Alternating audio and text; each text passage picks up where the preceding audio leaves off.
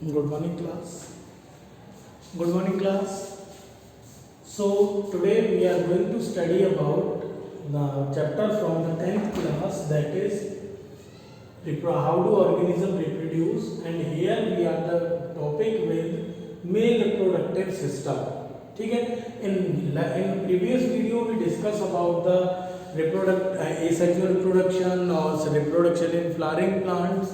Now we are discussing about reproduction in human, and today's topic is male reproductive system. यहाँ ये आप लोगों को इसका एक डायग्रामेटिक व्यू आपको दिख रहा होगा. ठीक है. अब हम अगर मेल रिप्रोडक्टिव सिस्टम की हम बात करते हैं तो मेल रिप्रोडक्टिव सिस्टम जो है कि वो क्या क्या कंसिस्ट करता है. अगर हम डायग्राम देखें, मेल रिप्रोडक्टिव सिस्टम में टेस्टिस होगा. ठीक है. एक पेयर टेस्टिस होगी, स्क्रोटम, एक वास डिफरेंस होगी. ठीक है. सेमिनल आपकी वेसिकल होगी, प्रोस्टेट ग्लैंड होगी, यूरेथ्रा होगा और पेनिस होगा. ये कुछ आपके पार्ट्स होंगे जो कि मेल रिप्रोडक्टिव सिस्टम के अंदर होते हैं.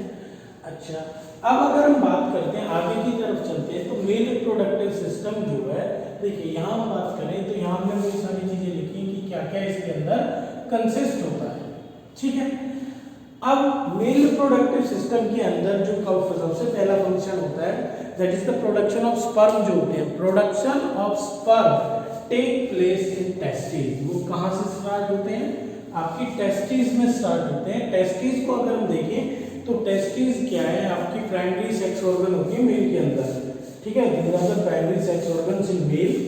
उनको क्या कहेंगे हम? टेस्टिस. दूसरा जो है आपका टेस्टिस क्या है कि भाई ये आगे फर्दर डिवाइड रहती हैं. तकरीबन आपके 250 कंपार्टमेंट्स हर एक टेस्टिस के अंदर होते हैं. उन कंपार्टमेंट्स को हम कहते हैं टेस्टिक्यूलर लोब्यूल. Testicular lobule. ठीक है. ये आपके टेस्टिस के अंदर होते हैं. नियर अबाउट इनकी काउंटिंग होती है 250 इन ईच टेस्टिस. और each testicular lobule consists 1 to 3 seminiferous tubule. ठीक है. हर एक टेस्टिकुलर लोब्यूल के अंदर क्या होगा आपका 1 से 3 आपके क्या होंगे? Seminiferous tubule.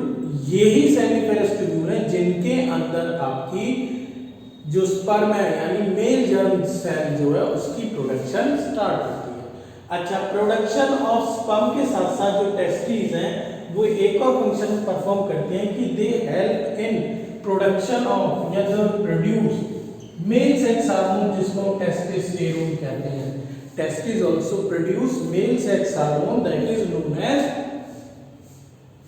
टेस्टोस्टेरोन, जो कि आपके मेल कैरेक्टर के लिए रिस्पॉन्सिबल होता है. ठीक है.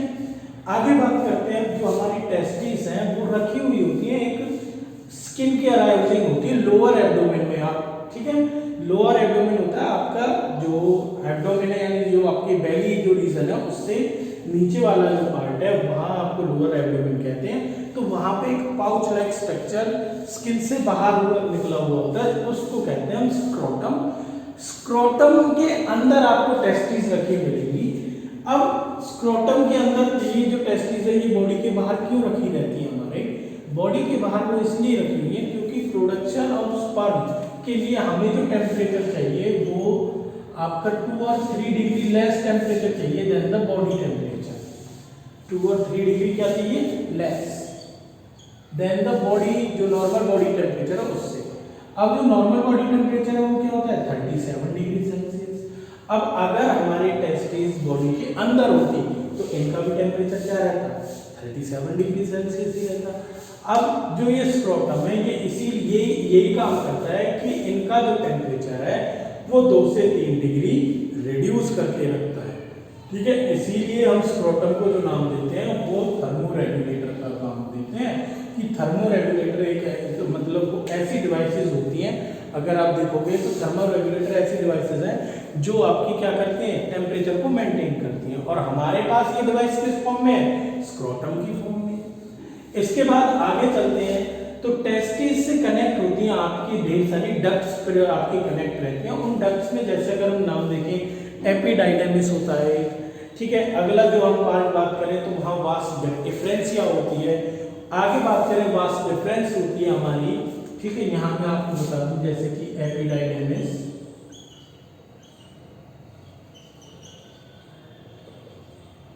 और फिर आपका वास डिफरेंशिया होती है, ये आपकी वास डिफरेंशिया है, वास डिफरेंशिया है, एपिडाइडेमिस है। ये क्या करते हैं, इनको कहते हैं हम असेसरी डक्ट। जो असेसरी डक्ट क्या जो हेल्प करती है। अब यहाँ हम बात करें वास डिफरेंशिया और एपिडाइडेमिस की, तो जो स्पर्म की प्रोडक्शन होती है हमारे टेस्टिस के अंदर, अब इन प्रोडक्शन को, इन स्पर्म्स को ये कलेक्ट करती है और इनको डाल दे देती है किसके अंदर, वास डिफरेंस के अंदर। वास डिफरेंस के अंदर जो पहुंचाने का काम करेगी, from testis to vas deferens they are two ducts, epididymis and vas deferentia. Vas deferentia and epididymis, इनका फंक्शन जो होता है वो टेस्टिस से स्पर्म को लेके कहां जाएंगे, ठीक है, आपके वास डिफरेंस।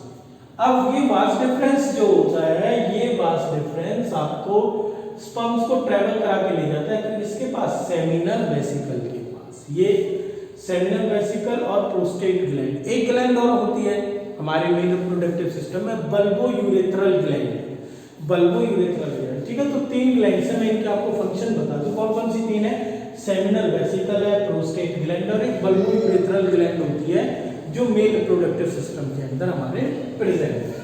अब सेमिनल वेसिकल और प्रोस्टेट ग्लैंड ये क्या प्रोड्यूस करते हैं, ये प्रोड्यूस करते हैं सेमिनल प्लाज्मा। क्या प्रोड्यूस करते हैं, सेमिनल प्लाज्मा, ठीक है। अब सेमिनल प्लाज्मा क्या है कि सेमिनल प्लाज्मा व्हाइट कलर का लिक्विड होता है जिसके अंदर आपको न्यूट्रिएंट्स, फ्रक्टोज वगैरह ये सारी चीजें मिलती हैं, ठीक है। अब इनका काम क्या होता है, इस सेमिनल प्लाज्मा का जो वर्क होता है वो ये होता है कि आपका एक तो स्पर्म्स को ट्रेवल कराएंगे, ठीक है, आगे जो आपका फीमेल रिप्रोडक्टिव सिस्टम तक पहुंचाने का काम करेंगे, या पेनिस तक पहुंचाने का जो काम करेंगे, या यूरेथ्रा तक जो पहुंचाने का काम करेंगे, वो करती है आपकी वो सेमिनल प्लाज्मा जो है, उसमें वो आपका फ्लोट करते रहते हैं। और वही जब मेल से जब फीमेल में ट्रांसफर होते हैं तो उसके अंदर भी ये फ्लोट करके सेमिनल प्लाज्मा में ही जाते हैं। तो सेमिनल प्लाज्मा जो है वो एक तरीके से उनका न्यूट्रिटिव मीडियम होता है जहां पे जो स्पर्म है वो मैच्योर होंगे और ट्रेवल करेंगे आगे की तरफ, ठीक है। तो वो जो सेक्रीशन है वो इन ग्लैंड्स का है, सेमिनल वेसिकल का और प्रोस्टेट ग्लैंड, ठीक है। एक और ग्लैंड का नाम मैं आपको अभी बता रहा था, बल्बो यूरेथ्रल ग्लैंड जो है वो काम करती है बेसिकली लुब्रिकेशन का। जब कोइटस होता है या फिर हम कोई सेक्सुअल एक्टिविटी परफॉर्म कर रहे होते हैं तो लुब्रिकेशन समझते हैं ना लोग, ठीक है। लुब्रिकेशन लाने के लिए वो आपका एक स्लिपरी प्रोडक्ट सा रिलीज करती है, स्लिपरी आपका मोडस रिलीज करती है, जिसकी वजह से जो कोइटस है वो आसानी से हो जाए, कोई फ्रिक्शन वहां पे ना हो। वो काम होता है बल्बो यूरेथ्रल ग्लैंड का, ठीक है। अब यहाँ एक बात याद रखना कि भाई मेल रिप्रोडक्टिव सिस्टम में यूरेथ्रा जो है वो एक कॉमन पासेज है यूरिन के लिए भी और स्पर्म के लिए भी। यूरेथ्रा जो है that is the common passage for urine and sperm, ठीक है। और दोनों के दोनों पेनिस के थ्रू ही बाहर आते हैं। तो ये एक याद रखने वाली बात है कि मेल रिप्रोडक्टिव सिस्टम जो है वहाँ पे एक ही कॉमन पाथ होता है, जबकि फीमेल रिप्रोडक्टिव सिस्टम के अंदर आपको डिफरेंट पाथ्स, दोनों पाथ्स मतलब अलग होते हैं। वहाँ यूरिनरी पाथ अलग होता है और वेजिनल पाथ अलग होता है, ठीक है। ये बात होगी। आगे की तरफ हम थोड़ा और बढ़ते हैं कि भाई जब हमारा, अब ये बात एक और है कि एक बार में तकरीबन 3 to 5 ml of semen produce किया जाता है एक सिंगल एजैकुलेशन में बाय द मैन, ठीक है। सीमन क्या है, सीमन बेसिकली होता है आपका जो सेमिनल प्लाज्मा जो इन दोनों ग्लैंड्स ने निकाला था, प्रोस्टेट ग्लैंड और सेमिनल प्लाज्मा, इसने वेसिकल, ठीक है।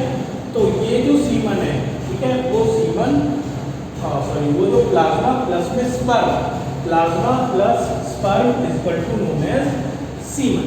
तो एक बार जो सिंगल एजैकुलेशन होता है उसमें 3 to 5 ml आपका सीमन प्रोड्यूस होता है, जिसके अंदर आपको 300 to 400 मिलियन ऑफ स्पर्म्स वहां पे हमें देखने को मिलेंगे। ठीक है, अब इतने ज्यादा स्पर्म्स क्यों प्रोड्यूस किए जाते हैं? इतने ज्यादा स्पर्म्स इसलिए प्रोड्यूस किए जाते हैं कि वो सिंपल सा है कि जितने ज्यादा स्पर्म्स होंगे उतना ही चांस क्या हो जाता है, इंक्रीज हो जाता है फर्टिलाइजेशन के लिए। ठीक है, कि जितने ज्यादा चांस, प्रोबेबिलिटी है कि भाई जितने ज्यादा अमाउंट होगी उतनी बार ज्यादा आपके फर्टिलाइजेशन के चांस बनेंगे।